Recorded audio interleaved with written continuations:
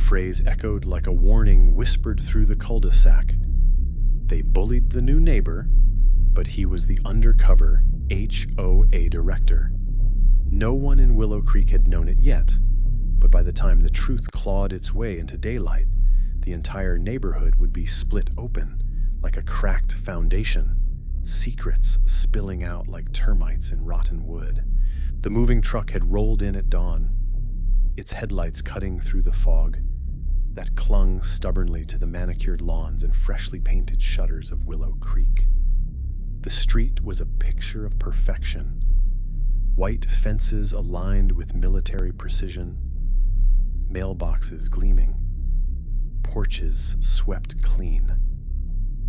That was how the HOA liked it.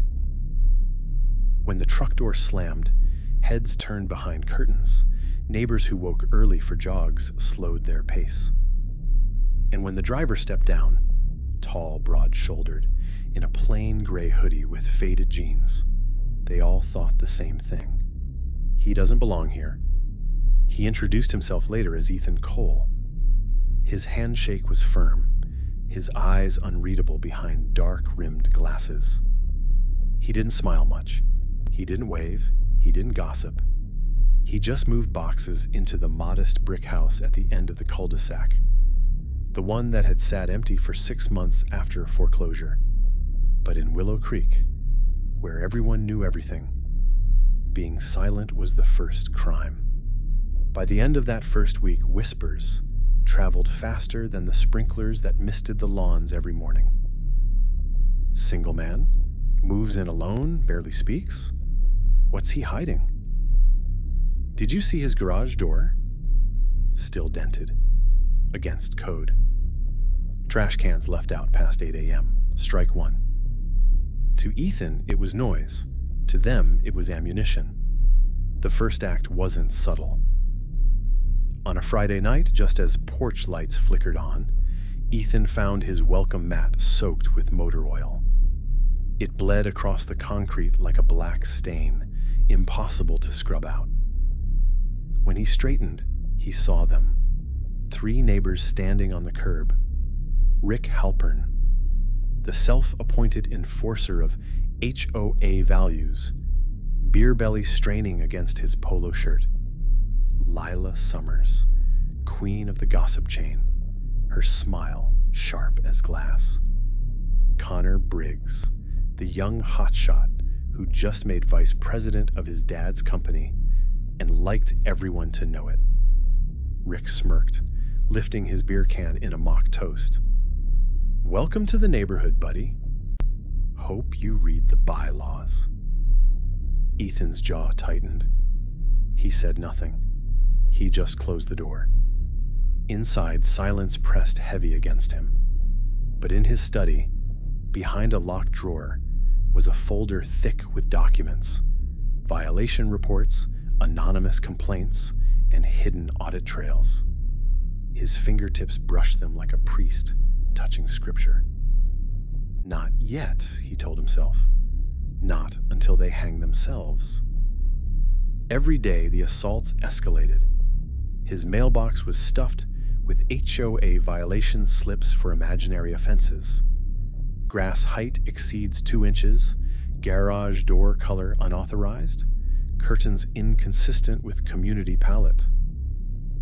His car tires were slashed once, no cameras caught it, and one night someone carved the word out across his back fence. Still, Ethan never raised his voice, never retaliated. He simply observed, documented, watched the patterns.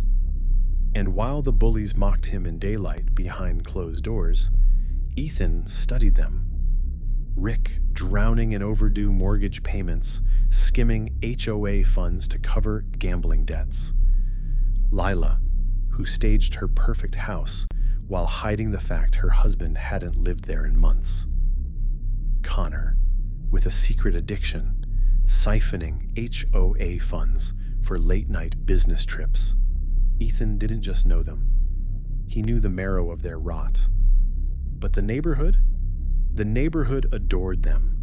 The breaking point came at the annual Willow Creek Harvest Festival, a polished display of pumpkins, cider, and picture-perfect community smiles.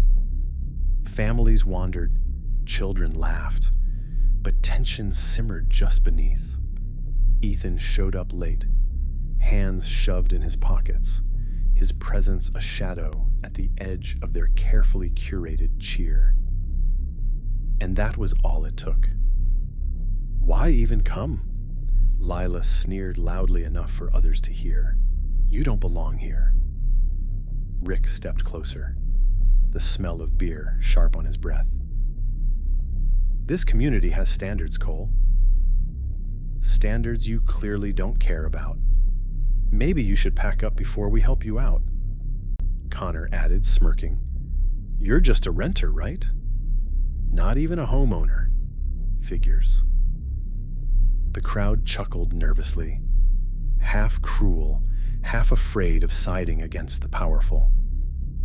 Ethan lifted his head slowly, his voice low but cutting through the laughter. You'd think you run this place, he said. But you don't even run yourselves. For a heartbeat, silence fell. Then Rick shoved him hard in the chest. Ethan stumbled back, but his gaze never wavered. I'll remember that, Ethan whispered. And he walked away. The following week, strange things began happening. Rick received an anonymous envelope with photocopies of his gambling debts. Layla found a typed note on her porch. Does your husband know about the realtor who visits every Thursday? Connor's boss received an unsigned email about misappropriated travel funds. Each denied it. Each panicked privately. But to the rest of the neighborhood, Ethan remained the scapegoat. The bullies doubled down, desperate to keep control. Late one night, Rick cornered Ethan as he took out the trash.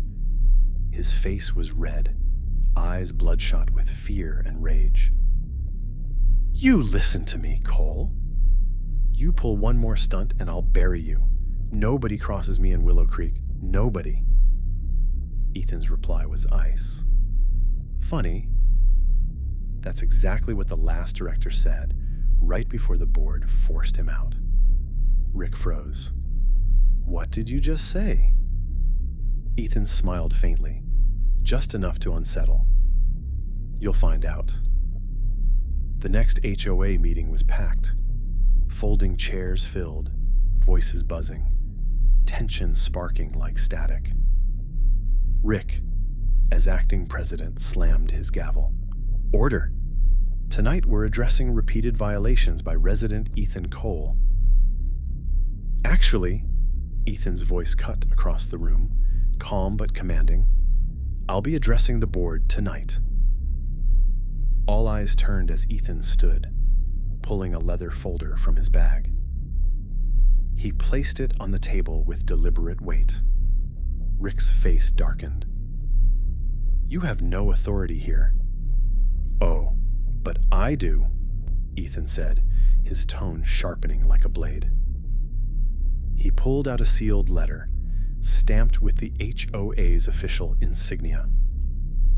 As of 3 weeks ago, I was appointed by the Regional Housing Authority as Willow Creek's interim director, after evidence of financial misconduct was uncovered in your accounts. Gasps rippled through the room. Lila's jaw dropped. Connor's smirk vanished. Rick's hand shook. That's a lie. Ethan opened the folder. Bank statements, signed complaints, audit trails, photographs. The paper rustled like thunder in the quiet room. You wanted me out, Ethan said softly. But I was never moving in. I was moving on you. Chaos exploded. Neighbors shouted, some demanding answers, others defending their idols. Rick tried to grab the documents, but Ethan snapped them back with precision. Lila pleaded, voice breaking, swearing it wasn't what it looked like. Connor cursed under his breath, sweating bullets. But Ethan never lost his calm. His words, carved through the noise. You bullied the wrong man. You thought silence meant weakness. But silence was just strategy. And then he leaned closer to Rick, voice so quiet it was nearly a whisper. I know everything. Rick lunged, fists swinging. The room erupted, neighbors screaming, chairs toppling. Someone called for security. And through it all, Ethan simply stood, folder in hand, watching the empire of lies collapse. By the time police arrived, Rick was restrained, red-faced, and foaming with rage. Lila was sobbing into her hands. Connor slipped out the back, pale and shaking. Ethan left last, stepping into the night air, the cool breeze lifting his hoodie. For the first time since moving in, he allowed himself a smile. But as he unlocked his car, his phone buzzed. Unknown number, a single text. Careful, Director. You've exposed them, but you've only scratched the surface. Willow Creek's real secret hasn't even begun to bleed. Ethan froze, pulse quickening. His gaze flicked back to the darkened houses, their windows like watching eyes. And for the first time, he realized the bullies weren't the real enemy. The neighborhood itself was. Ethan froze outside his car, phone still in hand, the message glaring back at him in the glow of the screen. Careful, Director. You've exposed them, but you've only scratched the surface. Willow Creek's real secret hasn't even begun to bleed. The text vanished as quickly as it came. No number, no trace, just silence, broken only by the rustle of leaves in the night air.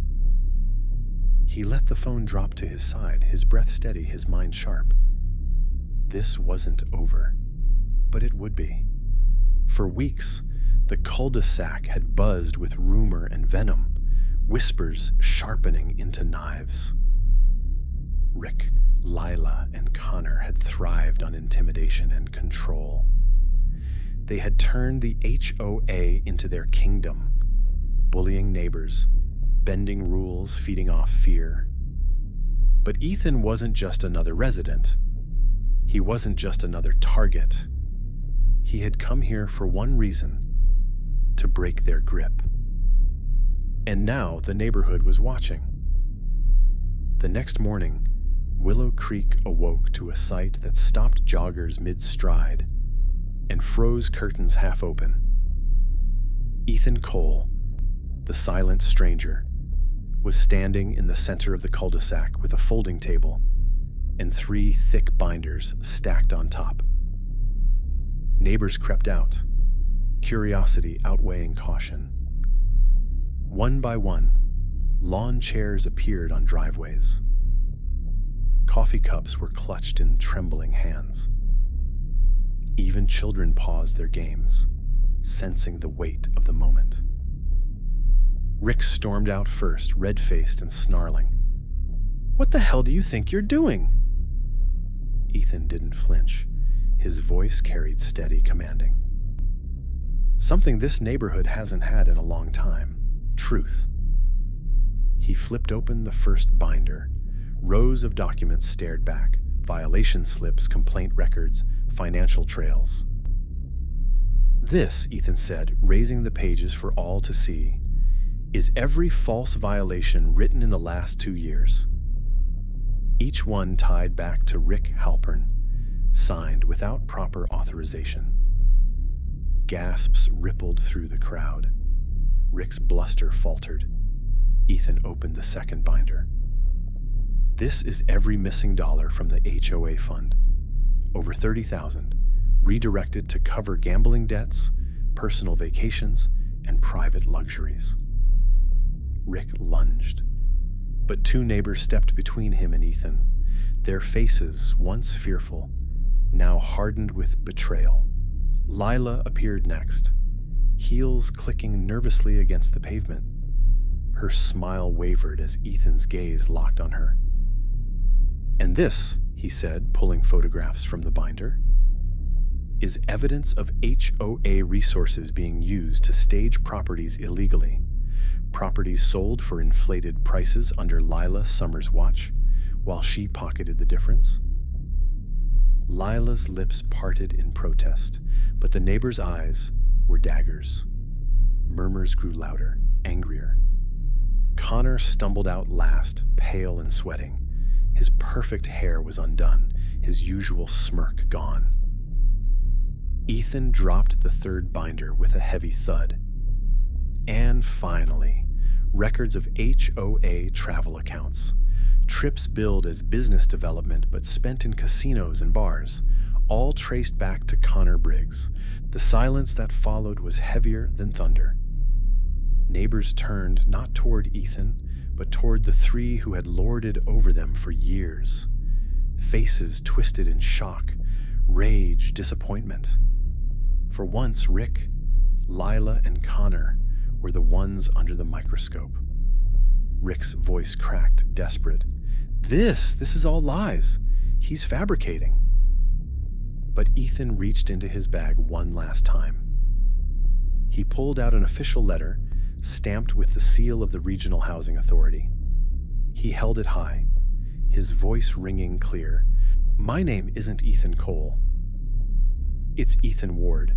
I was sent here as the appointed interim director of Willow Creek, tasked with investigating misuse of HOA authority and funds. For months, I've lived here quietly, watching, documenting, and waiting for the moment the truth would speak for itself. That moment is now." The neighborhood erupted, shouts, accusations, demands. Some wept with relief, others with fury. The bullies who had ruled them with fear were nothing more than petty thieves, their empire collapsing in broad daylight. Ethan's eyes swept the crowd. You were bullied into silence, intimidated into compliance. But the power never belonged to them. It belongs to all of you. And now, with the evidence in hand, the board will be dissolved, and new leadership will rise, honest leadership. Neighbors surged forward, some hugging, some shouting their anger at Rick, Lila, and Connor. Police cars rolled in minutes later, lights flashing, officers stepping out with handcuffs ready.